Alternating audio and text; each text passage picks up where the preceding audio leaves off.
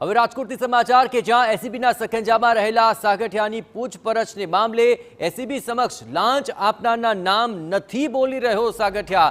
ઓફિસમાંથી મળેલા સોનાની ખરીદી રોકડ રકમથી કરી હોવાની તેણે કબૂલાત કરી છે।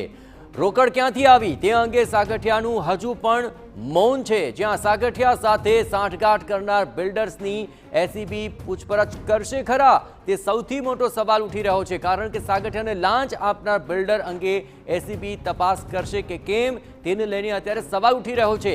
આઈટી વિભાગ તપાસમાં જોડાય તો બિલ્ડરો સુધી પહોંચી શકે અને રોકડ વ્યવહારનો રેલો પણ ક્યાં સુધી પહોંચ્યો છે તેનું ભાળ મળી શકે।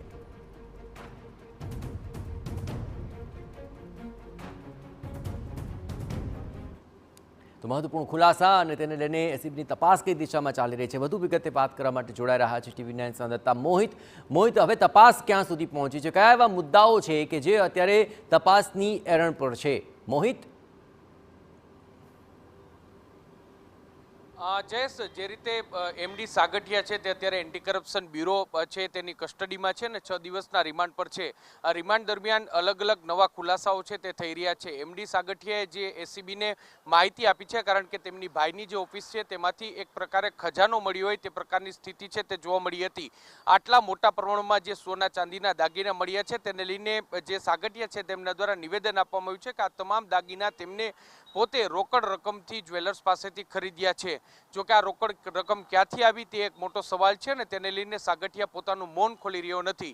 છેલ્લા 9 વર્ષથી સાગઠિયા છે તે રાજકોટ મહાનગરપાલિકામાં ટીપીઓ તરીકે ફરજ બજાવી રહ્યો હતો, એટલે કે એક પ્રકારે એકહથ્થું શાસન ચલાવી રહ્યો હતો અને ભ્રષ્ટાચારની રકમ તેમાંથી જ તેમને ભેગી કરી હોવાની આશંકા છે, જેને લઈને જ અત્યારે એસીબી છે તે તપાસ કરી રહી છે। જોકે આ રકમ ક્યાંથી આવી અને કોના દ્વારા આપવામાં આવી તે અંગે સાગઠિયા છે તે મૌન તોડી રહ્યો નથી, જેને લઈને જ જરૂરથી એસીબી છે તે વધુ પૂછપરછ કરી રહી છે। સવાલ એ વાતનો થઈ રહ્યો છે કે જે સાગઠિયા છે તેમના જે આ ભ્રષ્ટાચારમાં કેટલાક બિલ્ડરો છે તે પણ સામેલ હોઈ શકે છે, કેટલાક રાજનેતાઓ સામેલ હોઈ શકે છે, જેને લઈને તપાસ થવી ખૂબ જ જરૂરી છે। આટલા મોટા પ્રમાણમાં સોના ચાંદીના દાગીના મળ્યા એટલે કે તેમના દ્વારા જે નિવેદન આપવામાં આવ્યું છે કે તેમને આ રોકડ રૂપિયાથી ખરીદી કરી છે, ત્યારે આટલા મોટા પ્રમાણમાં રોકડ રકમ સાગઠિયાને કોને આપી તે એક મોટો સવાલ છે અને જેને લઈને તપાસ થવી ખૂબ જ જરૂરી છે। આખી તપાસમાં હવે ઇન્કમટેક્સ વિભાગ છે તે જોડાય તેવી પૂરી શક્યતા અત્યારે વ્યક્ત કરવામાં આવી છે। જો ઇન્કમટેક્સ વિભાગ આ તપાસમાં જોડાય તો જરૂરથી આટલા મોટી પ્રમાણમાં જે રોકડ રકમ છે તેને લઈને ખુલાસાઓ થઈ રહી શકે છે અને આ રેલો છે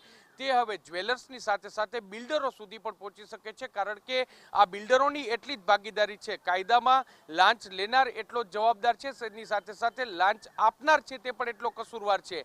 એટલે આટલા વર્ષો સુધી ગેરકાયદેસર બાંધકામોને લઈને કેટલીક ક્યાંક જે છૂટછાટને લઈને જે બિલ્ડરોએ સાગઠિયાને લાંચ આપીને તેને પોષણ આપ્યું છે તે બિલ્ડરો સામે કોઈ કાર્યવાહી થશે કે કેમ તે એક મોટો સવાલ છે ને જો ઇન્કમટેક્સ વિભાગ છે તે આમાં જોડાય તો જરૂરથી નવા ખુલાસાઓ થઈ શકે છે ને આ તપાસનો રેલો છે તે હવે બિલ્ડરો સુધી પણ પહોંચી શકે છે। જી જયેશ।